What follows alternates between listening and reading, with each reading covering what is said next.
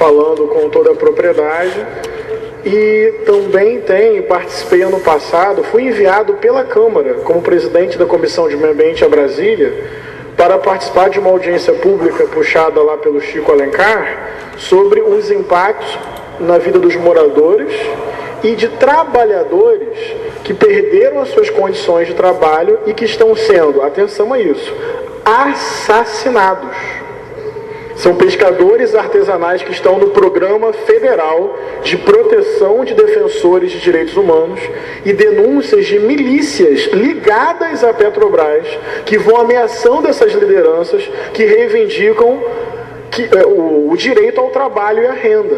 Porque a lógica do Comperj também está acabando com a pesca artesanal. Então, só para acrescentar, Paulo, que além da situação dos trabalhadores do Comperj, tem aqueles trabalhadores que estão perdendo a possibilidade de trabalho, não são do Comperj, e que no ato de reivindicar, começa a aparecer morte, ameaça, tem que se mudar, tem que sair. Então, eu participei ano passado, volto a dizer, enviado por essa Câmara, de uma audiência pública onde estavam vários pescadores e todos inseridos nesse Programa Federal de Proteção dos Defensores dos Direitos Humanos, porque ameaçados por conta da luta contra os impactos sociais do Comperj, não só dos trabalhadores do próprio complexo, mas também de pescadores artesanais e comunidades tradicionais que não conseguem mais pescar por causa de toda a estrutura do complexo e da falta de diálogo e de adequação com os pescadores. Muito oportuno à parte, essa é a situação que a gente está testemunhando hoje. E quando a sua direção sindical, no caso específico dos trabalhadores, do Sindicato da Construção Civil, o complexo envolve trabalhadores de toda a natureza, metalúrgico, pessoal da construção civil propriamente dita, petroleiros, quer dizer, o complexo petroquímico do Comperj, quando pronto ficar, ele envolverá uma categoria basicamente conhecida como petroleiro, mas envolverá uma gama de entidades sindicais devido à complexidade das tarefas que vão ser ali desenvolvidas, que envolverá engenheiros, químicos, biólogos e um conjunto enorme de profissionais de todos os campos do saber. A base se rebelou, o sindicato, na nossa avaliação, em conluio com a Petrobras, pela via da omissão escancarada da própria Petrobras, e fazendo uso e auxílio de forças milicianas no âmbito de Itaboraí, tem mantido essas situações adversas da classe trabalhadora construtora do Comperj, tem mantido essas condições até hoje e escancarou, acabou, a paciência dos trabalhadores acabaram, e agora nós estamos assistindo uma mediação, uma tentativa de mediação até agora infrutífera do Ministério Público do Trabalho, que chegou a ter, se eu não me engano, o doutor Maurício, um dos promotores do trabalho, do Ministério Público do Trabalho, que foi a uma assembleia do Comperj, dessas que a gente tem que sair de casa 4 horas da manhã para chegar uma assembleia que começa às 5h30, 6 horas, um procurador do Ministério Público do Trabalho esteve lá para testemunhar ele mesmo que na assembleia do sindicato o trabalhador não falava. Então a direção do sindicato chegava com uma determinada proposta, tal qual um déspota esclarecido, não deixava absolutamente ninguém se manifestar no carro do som e, portanto, nenhuma proposta vindo da base e da categoria, apesar de ser uma categoria empregada por várias empresas, a unidade na revolta fez com que a base assumisse para si a condução da luta, a ponto de, diante de tanta disfarçatez, num dos primeiros dias da luta, queimarem o carro do sindicato. E como represália, o sindicato, que é o que consta no dia a dia dos discursos da Polícia Civil da área de Itaboraí, o sindicato teria contratado o serviço de milicianos para atirar contra os trabalhadores, resultando no mínimo em 2 operários baleados que até hoje estão precisando de atendimento médico. A Polícia Civil entrou na sede do sindicato, verificou a existência na sede do sindicato de uma arma com número, né, Jamil? Numeração raspada. Raspada, e uma moto de onde partiram alguns dos projéteis contra a massa de trabalhadores desse dia. Então nós estamos vivendo uma situação extremamente complicada. As perspectivas de um Comperj esvaziado são terríveis, Zé Vicente. Não é só para quem acreditou que Itaboraí seria um novo Eldorado, seria um lugar próspero para se morar. Muito provavelmente, tal qual aconteceu em Macaé, tal qual aconteceu em Campos, um processo acelerado de favelização que já deixou um ex-vereador de Niterói, que atualmente ocupa o cargo de secretário de Habitação de Itaboraí, todos nós conhecemos, Volney Trindade, já por várias vezes manifestou a sua contrariedade com aquilo que ele considera uma promessa que não se concretizará de habitação de interesse social e habitação popular para a quantidade enorme de pessoas que, imaginando ter em Itaboraí um lugar para trabalhar, não o terão. Lá disse que fez besteira, né? Pois é. Então, nós fomos hoje, presidente Emanuel Rocha, nós fomos hoje em solidariedade em solidariedade aos trabalhadores que estão construindo o Comperj. Nós fomos hoje à audiência pública para dar o testemunho que nós, que já fomos lá algumas vezes em assembleias dos trabalhadores do Comperj, pudemos atestar. Tive um diálogo direto com o presidente do sindicato. Acho que uma boa parte da responsabilidade pela crise existente foi fomentada por eles, porque não tenho dúvida, o volume de dinheiro e de riqueza que gira em torno de um sindicato que movimenta, ou que representa em tese, quase 30 mil trabalhadores, é uma quantidade de dinheiro que ninguém abre mão. E por esse volume de dinheiro, as pessoas fazem coisas do arco da velha. Então, nós gostaríamos mais uma vez, a bancada do PSOL, hipotecar nossa solidariedade, assim como hipotecamos a luta dos garis em Niterói, e a todos aqueles que lutam por melhores condições de trabalho. Queremos ratificar aqui a nossa solidariedade à luta dos trabalhadores do Comperj, a cobrança categórica à Petrobras para que assuma a corresponsabilidade trabalhista que tem, porque não dá para fingir que não tem nada a ver com isso.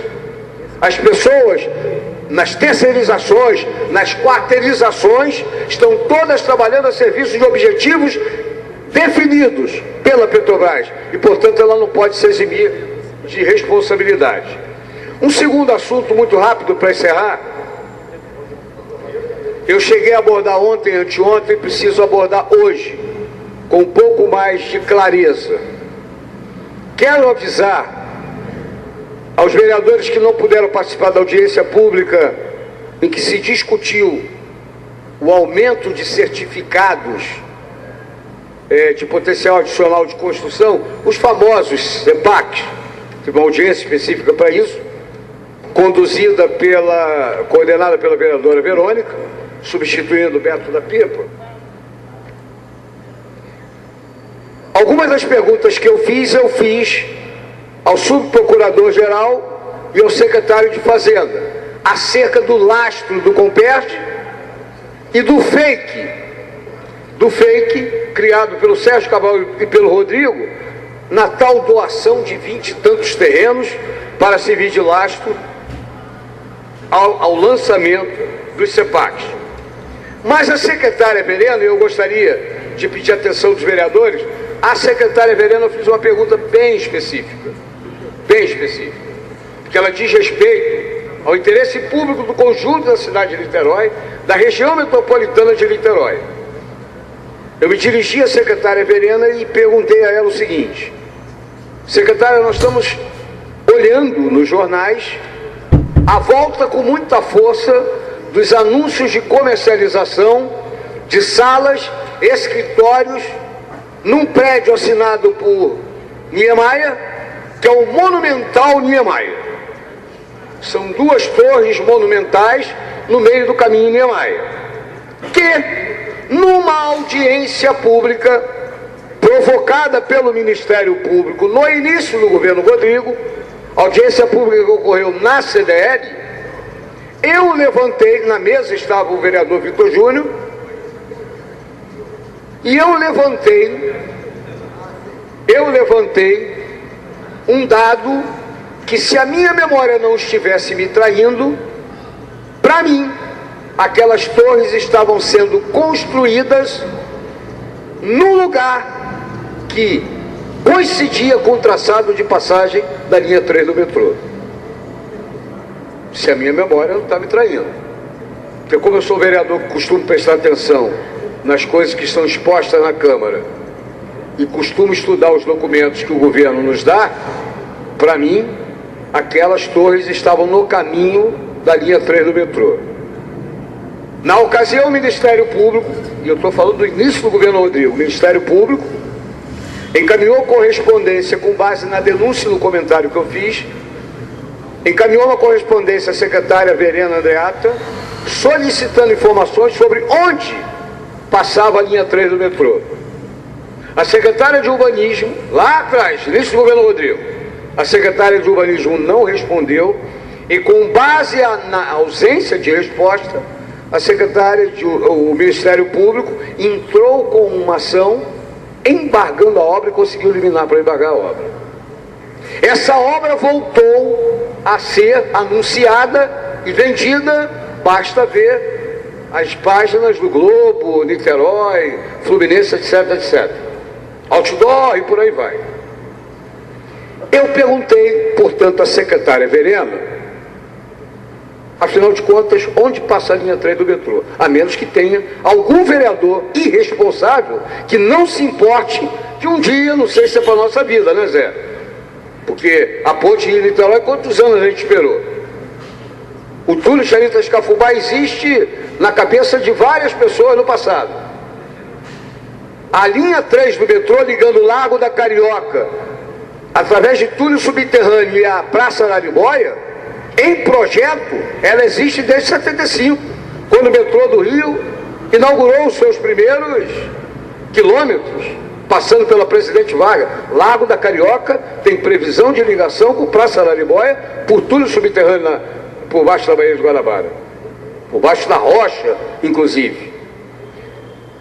Na época do Zé Vicente, se eu não me engano, presidente, nós tivemos uma audiência pública provocada pelo Felipe Peixoto, se eu não me engano, em que Ronaldo César Coelho veio dar uma palestra aqui sobre as alternativas de construção da linha 3 do metrô por debaixo da Bahia.